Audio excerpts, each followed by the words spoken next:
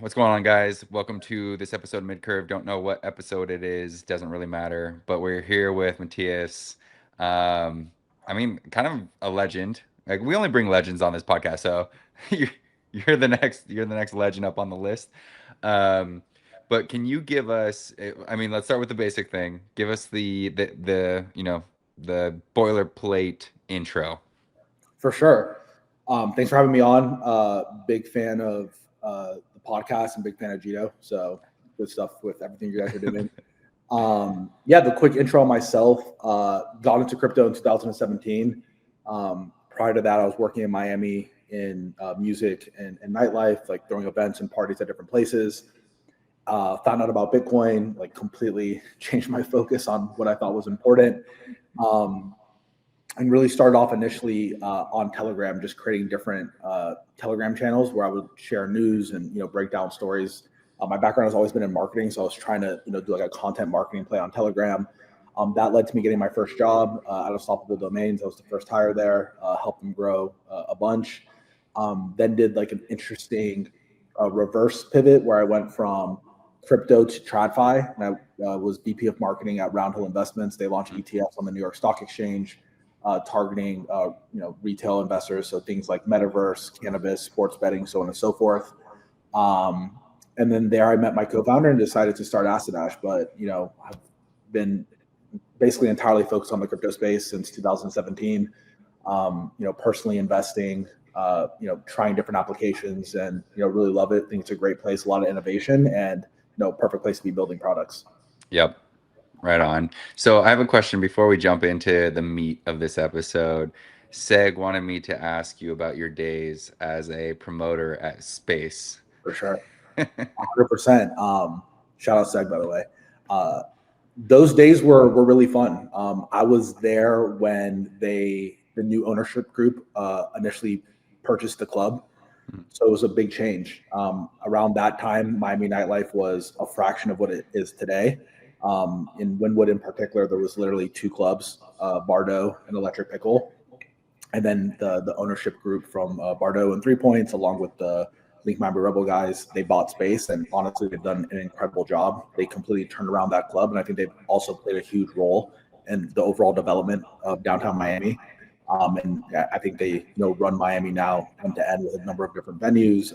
Jolene, Floyd, they do an incredible job. But my experience there was great. It was pretty cool to be a part of that new ownership group as they made the changes to the space and created what is now it's always been a noteworthy club, but I feel like now it's probably one of the biggest and most notable clubs in the United States, maybe even the globe. And they've expanded the nights, they've added more shows, so on and so forth. So to be part of that experience was amazing. And then to see how far Miami has come has also been really impressive. I feel like since 2020, Miami has almost taken on a second wind of sorts. There's new restaurants opening up all over the place, new venues, so on and so forth. So to be a part of that experience was really cool, because I feel like that purchase of Space almost kind of kicked off the new version of Miami that we're in today, that is very focused on culture, tons of events, whether it's nightlife events, concerts, and I think it's up only for Miami moving forward. Yeah. Man, I was there like a couple weeks ago with Seg doing some stuff. Yeah. And I was surprised. I was surprised. Like is a very different scene than what I thought it was. Right. So, yeah, like, what are your thoughts on that? It seems like Miami is kind of moving into like, it has a few different things going on, but one of them is kind of like this tech renaissance as well. It seems like there's like a lot of crypto guys there. Yeah, can you give me some background on that? So first on that, shout out the port. So shout out Zano, Chris, Justin. That has played a huge role, I think, in wanting to get more founders to come here, because there's now this central hub where everyone can go to and network and meet. And from Miami, from a high level, I think post COVID, people started to really understand the value that Miami has. One, no state income tax, I think, is a great thing. The general state overall is very tough on crime. It's safe. We do a good job in Miami, specifically reducing the homelessness problem. And I think overall, from a state perspective, we've prioritized the right things. And I think that has played an enormous role in a lot of businesses wanting to move to Miami. And then the weather. I think the Yeah. weather is a huge component to it as well. We don't really have a winter here, so I think people really enjoy that. And you basically create all of these different components and start mixing them together. And a lot of people want to come and bring their restaurants down here, their clubs, Mhm. their concerts. So that starts to create more of a cultural scene as well. But Yeah. I think right now Miami just has the secret sauce, and as I said before, I think it's up only. Yeah, I mean, it is wild. Like I never thought about Miami before this year, to be honest with you, because I'm from the other side of the country. Yeah. But now it seems like I'm gonna be in Miami like 3 times in like, the first half of the year, just doing stuff. I mean, there's like music festivals going on that crypto events are getting involved in. There's some other like events I can't talk about right now that are gonna happen in Miami. It's actually kind of crazy. So I'm excited to see where all that goes. But we're not here to talk about Miami. Oh yeah. So I just moved into this new building, and the one complaint I have is it's the same Wi-Fi for everybody, and I just need to let them know like they need to adjust that because it has these glitches that are just awful. But That's all right. So, 45 minutes forward, I'm on my hotspot. So okay, cool. Okay, so I forgot what I was saying, but oh yeah, I was saying like we're not here to talk about Miami. I mean, kind of. We're here to yeah, talk about what you're doing. So, give me some background. I know you got a few things going yeah, on, but yeah, give me the TLDR. yeah. I would say two notable, exciting things happening with AssetDash are new updates that we're making to the mobile app, and then everything that's happening with Moby. So it can kind of like divide the conversation amongst those two factors. One on the mobile app, we have a big build coming up, hopefully early next week, that I think simplifies the app a bunch into the features that we know have product market fit. If you're not familiar with AssetDash, I'll kind of highlight some of these key features. So one, what we're most known for is the ability to track your portfolio end to end across the most number of chains. So whether it's Solana tokens, DeFi, NFTs, those same crypto protocols, DeFi, NFTs as well on EVM, Bitcoin ordinals, your custody accounts, Coinbase, Binance, whatever it is. One of the things that we offer at AssetDash is you could see all of those investments in one place, and I think that is pretty rare, especially on mobile, right? And people really appreciate that. So it's a very simple process to track your portfolio. You come in, you paste your addresses, no need to connect. You paste your addresses, and then boom, you have your entire portfolio in one view. So people really love that feature, and people love how broad it is. So you add a Solana wallet, and you'll see your stake Sol. You'll see the assets you have in Solana DeFi. You'll see your NFTs. You'll see your meme coins. All of that in one view, and the ability to do that across a number of chains. The second thing that we're known for is trading and rewards. So you can trade tokens natively in the app, and we have our own version of it's almost like an Amex points type system, but it's called AssetDash Gold. Every time you trade, you earn AssetDash Gold, and then you can redeem that gold for crypto rewards. So the most popular reward we have now are loot boxes. So you can open a number of different meme coin loot boxes. They're all guaranteed win, which people really love as well. They're no loss. You basically just get a variable amount. And we show you when you open the box what the minimum or what the maximum would be, and you determine what you want to open. And then the last feature that is really popular is our discovery feature, which is through Whale Watch. So we launched Whale Watch in October. It's grown incredibly quick. We have a light version of Whale Watch on X that's almost at 180,000 followers. And what Whale Watch does is it shows you what the whales in the most popular token communities are buying and selling. We actually have Jito as one of the whale groups on Whale Watch as well. And that has become one of the more utilized ways to find new tokens and basically be able to do what whales are doing. And people really like that. And I think token discovery is a big issue in the space, being that, with the emergence of Pump Fund, there's 20,000 new coins that are launching every single day. I think that trend will continue for the most part. I don't think new token launches are going anywhere. And also, I think people really value the on-chain insights from seeing what whales are doing because everyone wants to be a whale, right? And I think since everybody wants to be a whale, they find it interesting to see what these individuals are doing on-chain. And Whale Watch is also what then spawned the creation of Moby, which we could touch on as well because it leverages Whale Watch data. Um, but yeah, big part of our focus now is to create more and more of these smart feeds where we're using on-chain data to give people the ability to find signal from the noise. So we Yeah. started with Whale Watch, which is token focused, and then recently we launched Whale Watch Perps, which tracks the top 1% of perp traders on Drift and Hyperliquid and what trades they're making. And then a few weeks ago, we launched Whale Watch DeFi, which tracks the top 1 to 2% of LPs on Meteora and where they're adding liquidity, where they're removing liquidity. And we also include our Whale Watch whales in that as well. And I can kind of touch on why we do that. But the general idea is create a number of smart feeds that allow people to take action based on insights that we're seeing on chain. And I don't know, but is there a way to automate this action? Could you like, is there a way to like copy trade? Is that coming? Great question. So we haven't announced this yet, but that is coming, and that's coming Okay. through. Yeah, that's coming. So right now, the way it works in the app is you can manually copy. So if you see something on the feed, you could swipe to buy. Yeah. Right. So people love to do that.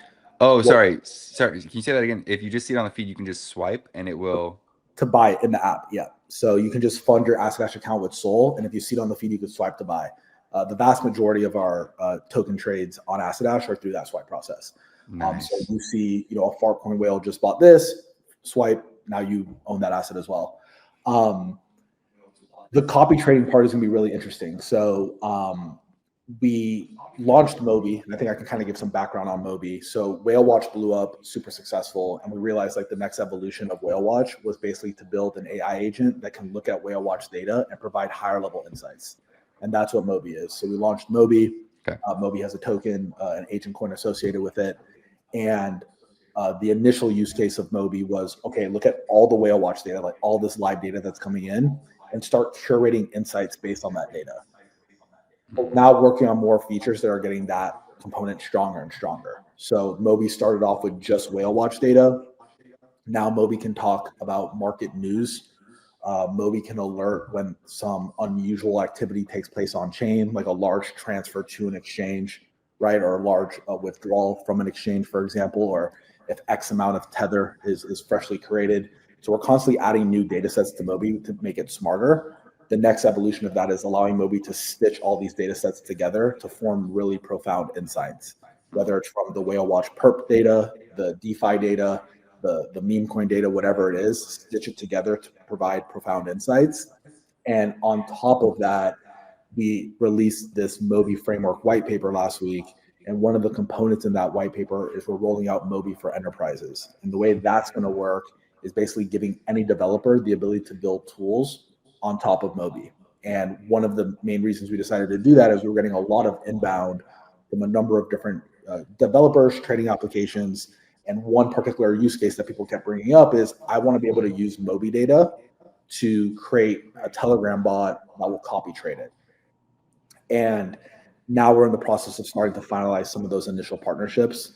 And the general idea is all fee revenue or subscription revenue from Moby for Enterprise goes to buying back Moby and then sits on the AssetDash treasury.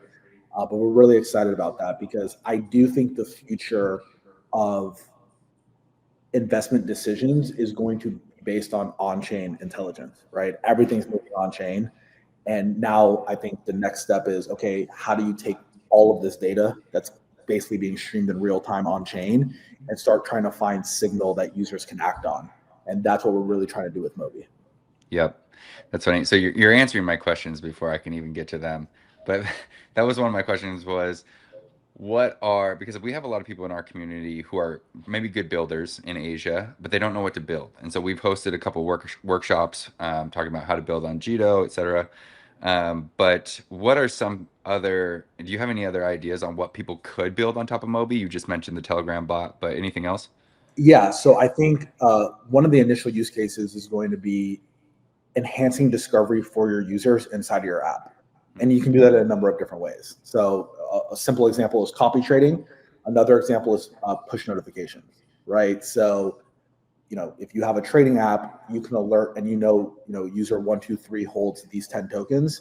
If you see something abnormal from Whale Watch data, you can now push notify your user like, hey, this just happened with the token that you hold, right? So I think notification alerts is another big one. Another one that I think is important that applies to all products is just general discovery. I think a big issue that users run into is they go onto these applications and they see all these coins and they don't know what to buy or where even to start their research, right? And I think what Moby does is it basically centers the view, right? So the general thesis is, you don't need to buy everything that comes up on Whale Watch or that Moby post, but at least it centers the focus as to where you can start your research. And that's where I see it almost becoming your AI co-pilot of sorts in terms of finding new assets to invest in, right? On the copy trading side, one of the things we're working on with partners is saying, okay, we have all of this Moby data. We're starting to find trends that are very unique. And it's okay, we know these trends are unique. How do we now identify these trends in a way where Moby can signal based on a number of different factors and then back test that to show promising results moving forward, right? And I think that's one of the things that we're working on now that I'm most excited about is continuing to fine tune that Moby data and continue to back test it to then get to a point where we're very comfortable that if Moby can almost score a whale buy based off of that whale's prior history, based off of what's happening with that token on chain, and based off of what other whales are doing around that coin. And it won't be called a Moby score, but that's kind of how we're doing it in app now, internally now, and the results are really promising. So I think for developers that want to build on Moby, it's really around you're going to immediately improve the discoverability of tokens for your users on your product. You can build new trading tools based on Moby data, whether it's copy trading tools or unique signals. And then I think the last thing is alerting, right? And the alerting part is really interesting. I'll actually comment really quickly on one of the alerting around Whale Watch DeFi. One of the motivations behind Whale Watch DeFi was if Whale Watch DeFi would have existed 10 days prior, the initial one-sided ads to the liquidity pool for Libra would have been alerted. Now, not saying that would have stopped the downtrend, but it could have saved people money, right? Because you would have seen a very abnormal amount of tokens just got shoved onto one side of the pool. So that was actually one of the initial motivations to create Whale Watch DeFi is not only letting users know what the best LPers on Meteor are doing, because I think there's a lot of alpha there, but also if something really unusual happens, you're going to be alerted. And I think there's a lot of cool use cases to build around that as well. Yeah, for sure. So what is this? What does this all look like? What does Moby look like in a year from now?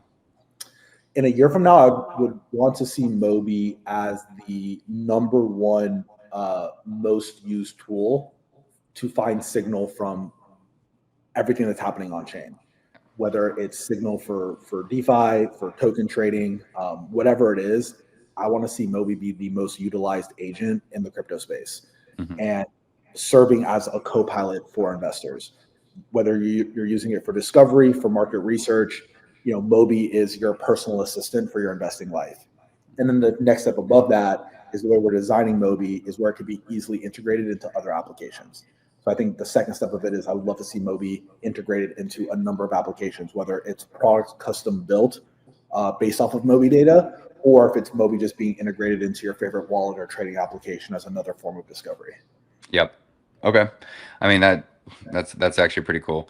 Um, we are coming up on time here, Yeah. but let me ask you some more general questions, or like one or two, I guess, more uh, general stuff. Um, what do you think about where we're at right now in Solana and the markets in general? Are we cooked, or is this just the speed bump? I'm still really bullish. I don't think we're cooked. I think one of the things I keep going back to, there's this really interesting chart of the stock market when Ronald Reagan first got into office and kind of what took place there. And it almost mirrors very closely to what we're seeing now. Mhm. I think the general goal is to get rates down. And I think the administration is using a lot of different tactics that cause short-term pain, but I think is going to create the foundation for bullishness long term. The thing I keep coming back to is one of the biggest headwinds, in my view, to crypto last year was the fact that the US government was not comfortable with it and was actually using resources to prevent the growth of crypto in the United States. From what we're seeing now, that is no longer an issue, right? And I think keeping that in the back of all of our minds that's a fundamental change to the industry and a very bullish change. Mm. And I don't think it's going to come together overnight, but I think moving forward, the future looks great. It's about staying heads down and building products that people want to use. There we go. And I mean, I tend to agree with you. I just wanted to hear someone else say it just to confirm my bias. Yeah, But yeah, I mean, short-term pain. I was thinking about it today, actually, this morning. But yeah, I was like, man, this might actually be a good thing, right? Like short-term pain set a foundation for steady, sustainable growth going into the future, right? Because things cannot just be, you can't just pump markets into, perpetuity. It's like it just doesn't work, right? You have to build something real and something that lasts. So I agree. Anything else you want to tell the people before we hop off? no, this was great. Thank you for having me on. Shout out Gito, big fan of Gito. Everything that you guys are doing, I think you guys crush it. And if you want to stay in the loop with AssetDash, follow at AssetDash on X, at Whale Watch, at Moby Agent. We're super active on Twitter DM, and we have 24/5 live customer support in the app. So jump in there if you have a question, run into an issue, somebody will be there to help you. But yeah, stoked for the rest of 2025. I think it's gonna be a great year and a lot of cool things happening. So definitely a perfect time to be building. This has been great, man. Thank you so much for coming on. Appreciate you. Take care.